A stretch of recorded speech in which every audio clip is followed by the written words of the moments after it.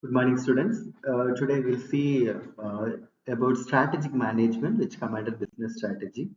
So let us see what is strategic management. So strategic management is the planned use of a company's resources to reach its goal and objectives. Strategic management requires ongoing evaluation of internal process and external factors that may impact how a company functions. So the basically how exactly we are going to manage the resource so that we are optimizing the performance of the company. That is what we are the theme behind the strategic management. So we will be see what is the internal process activities, external factors in the upcoming chapters. So why strategic management? So definitely this is a mandatory or compulsory one, and it is imperative because there are enormous external variables whose content does not remain the same. Because when we talk about a real-time system, it is a highly dynamic. So definitely we need to have a proper strategic management policy. Natural resources are getting minimal day by day. The profile of the personnel and the structure of the human resources are establishing on a regular basis. There has been an outburst of knowledge availability, discharge and usage. This has expanded exceedingly the amount and type of knowledge gathered in databases and its utilization. Consecutively, this influences to increase awareness and the capacity to plan adequately over a long term. So that's why we require strategic management. Now we'll see why it is important or the importance of strategic management. So as I said earlier, it is helping to achieve goals. It gives competitive advantage, improves organizational performance, synchronizes processes, workforce, and strategies, as well as it allows using past strategies as a reference for future decisions. Yeah, definitely we can learn from errors, right? So automatically we can refer the previous strategies, and if there is any drawbacks and shortcomings that we can overcome by changing some particular elements of that particular strategy. That is also possible. So these are the important things regarding strategic management. So let's see about the history of strategic management. Strategic management borrows many ideas from ancient use of strategy over time.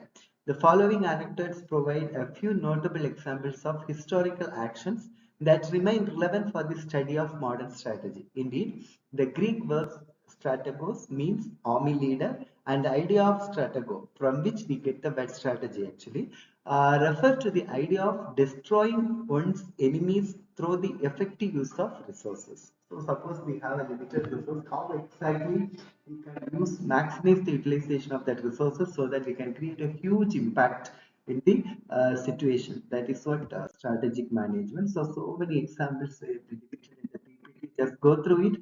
And 1491 BC, Moses used hierarchical delegation of authority during the Exodus from Egypt. Dividing a large set of people into smaller groups create a command structure that enables strategies to be implemented. See, that's why we have a successful modular programming, right? C is a modular programming, so we are modularizing and we are executing it. Then 500 BC, Sun Tzu, The Art of War provides a classic handbook on military strategy with numerous business applications, such as the idea to win without fighting is best. This type of approach was used by businesses such as Gap in Group when they decided to create their own store rather than competing for shelf space for their clothing within traditional department stores. See, strategy can be of any type. So, like when we talk about a war, there is a guerrilla war strategy, something like that is there. So, different methodologies that's going to give a good outcome. So again, 70 BC Roman poet Virgil tells the story of the Trojan horse, a classic strategy ploy where the Greek forces hide a select number of soldiers in a large wooden horse that the Trojan army took into their heavily guarded city gate. Only inside the city, Greek soldiers were able to open the gates and allow in reinforcements, which eventually led to the end of the war. So we see 530 King Arthur rules Britain. Legend says he made his famed round table so that no one, including him, would be seen as above the others. His mission to find the Holy Grail serves as an example for the importance of this central mission to guide organizational actions. Again, further, so many examples are there. I'll just read one or two. 1532, Machiavelli books The Prince offers clever recipes for success to government leaders. Some of the book's suggestions are quite devious, and the word Machiavellian comes to refer to act of deceit and manipulation. So let's talk about Napoleon. He defeats at Waterloo demonstrate how spreading resources too thin can result in defeat of even one of the most famed militaries of all time. Um, so these are so many examples we can take from history. And although strategy has been important throughout the history, strategic management as a field of study has largely developed over the past century. Below are a few key business and academic events that have helped the field evolve. Ford first introduced classic model T in the year 1909.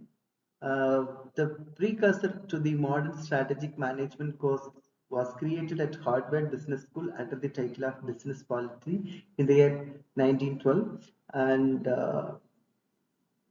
Root Beer becomes America's first franchise restaurant chain in the year 1925. Arthur Chandler published strategy chapters in the history of the industrial enterprises. So these are the important things. Strategic management journal is created in the year 1980. Then the launch of Amazon.com by founder Jeff Bezos is perhaps the pivotal event in creating internet-based commerce. Walmart became the largest company in the year 2010.